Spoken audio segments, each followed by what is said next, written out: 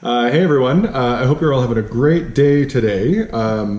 This video is predominantly a first-person view of a typical drive I do in the Clarity, and it includes the full use of the driver aids, which is pretty typical for me now.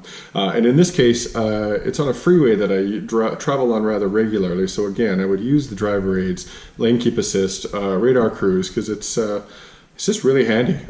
You're always paying attention, of course, but having those things on, it really takes even additional stress out of the equation.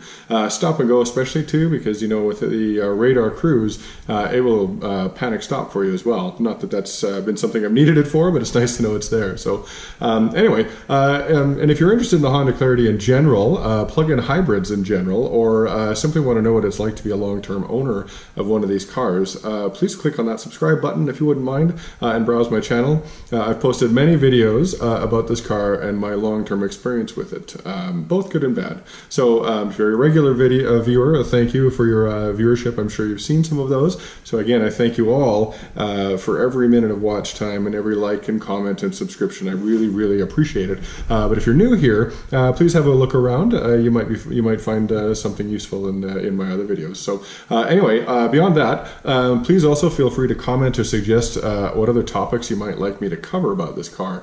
I'm starting to feel like I've kind of run through the major things here. I'm getting into a bit of the nuances, a few things that I like, don't like, some things that I've kind of discovered. You don't really notice that you use until you've had the car for a year or so, which I have. So please don't be shy, and be very specific if you wish. I'm happy to make a quick video, even with my phone, while I'm sitting there in the parking lot or something like that. So please don't be shy. And anyway, as always, thank you for watching. I hope you get something out of this one.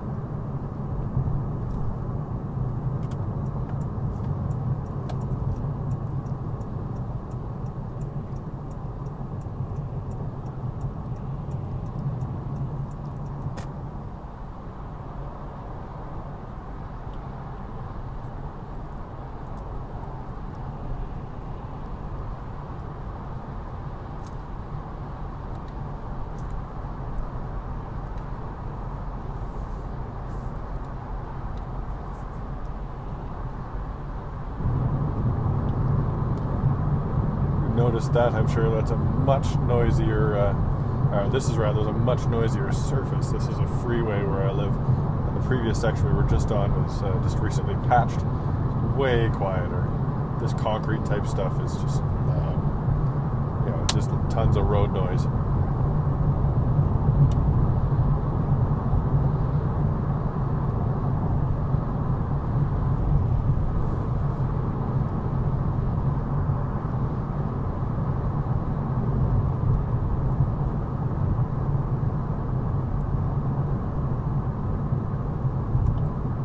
Now, if I was booking it to the office, I'd probably be going a little bit faster than this, but on the freeway, there really isn't much point in speeding. You'll get there with the speed of traffic typically, otherwise it's just a little dangerous. Not terribly so, but, again, what's the point of rushing to save a minute or two?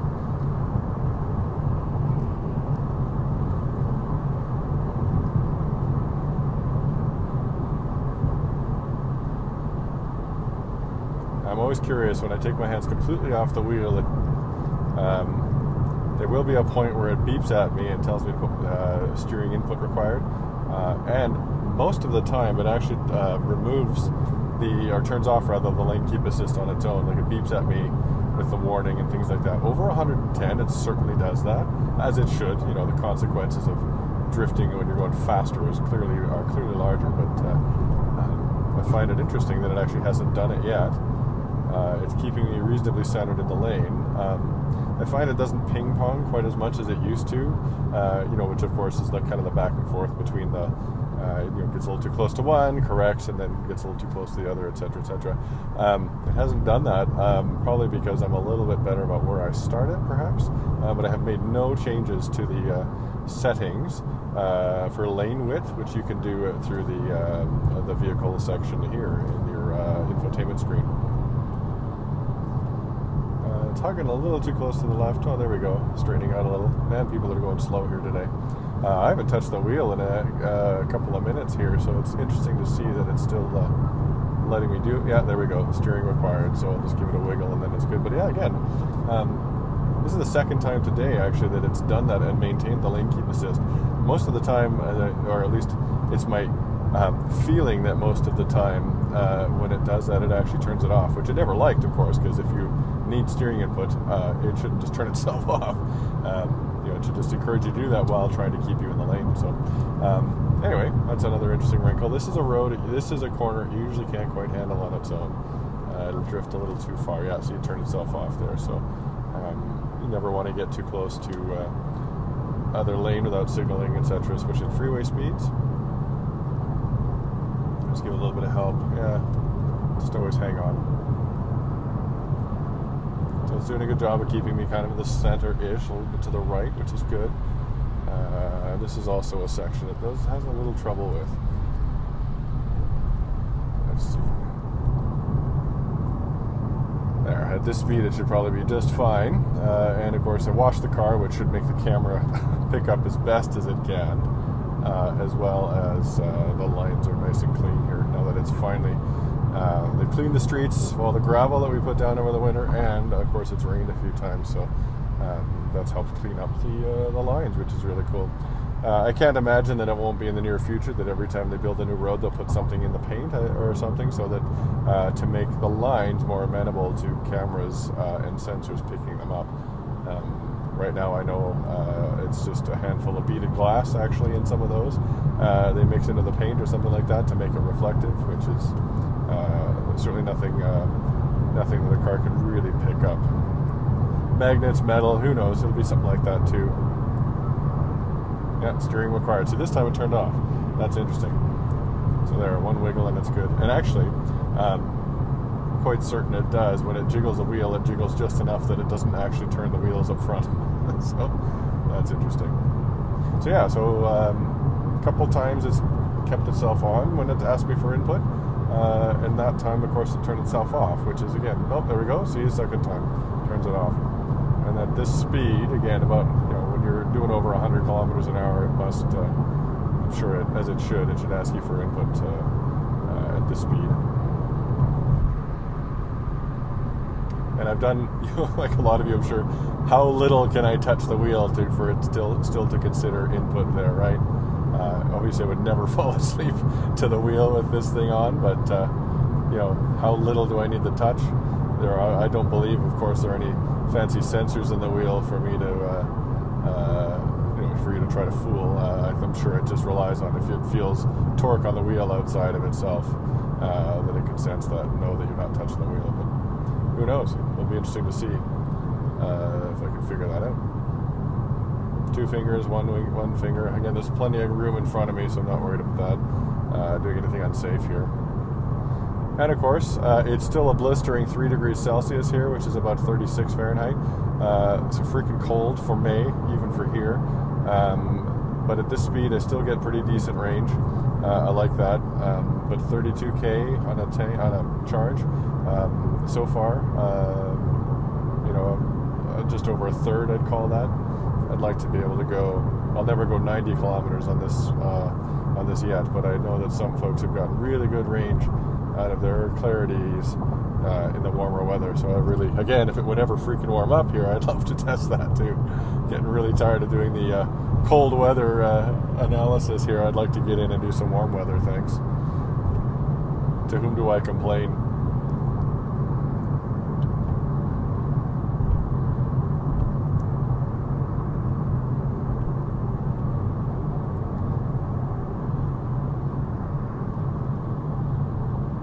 Again, if I was booking it to work or booking it to the airport, I'd probably go a little quicker than this, but when there's traffic on this road, doing 100 is about as good as you'll get. People aren't very good in this city, in this province, to respect the left lane for passing, especially some big trucks, which I know in other provinces it's actually against the law for them to be in the left lane. We don't have that law here, which causes some backup, as you would expect. And again, it's not personal. The whole world just operates better if people respect the left lane. It's just easier.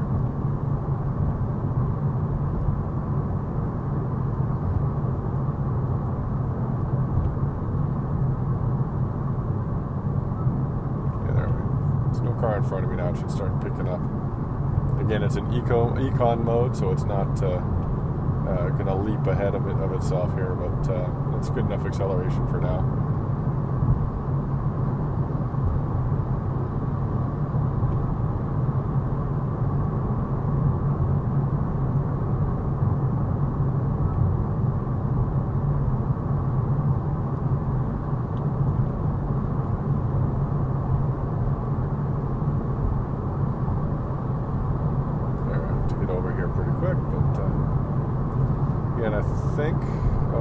Changed. Try to see if you can really detect a difference again when I go to a smoother piece of road. Let's see, there's a patch I'm just missing, a little bit. Again, this is a really aggressive kind of coarse surface I'm driving on now, so there's a ton of road noise. I run my tires pretty high pressure too, of course, always within spec, but at the upper end of the spec, so that you know, they roll as they should. Right. I keep an eye on my tire wear, of course, because if I do them too much, then you wear on the inside and all of that. But, or sorry, right in the center rather, not the inside or the outside. But I prefer the least amount of rolling resistance you can get.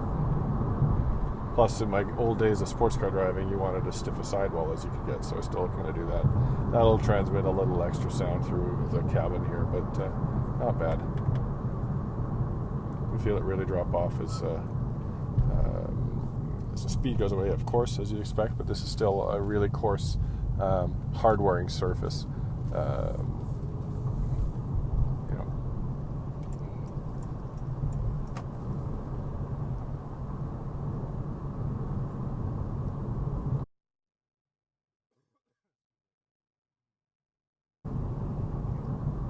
Just stop and get a coffee.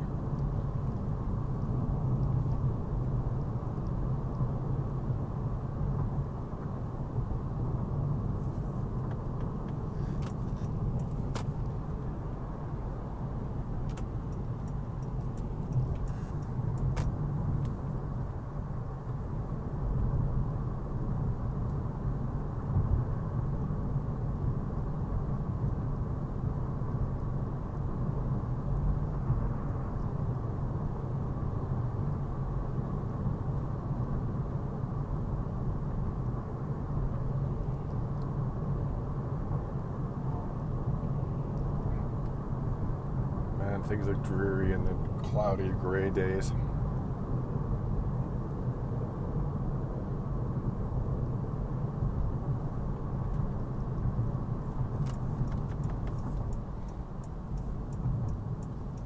Alright folks, that's probably enough for now. I'm not sure what I'm going to do with this footage, but at least I'm taking it. We'll see what happens. Thanks.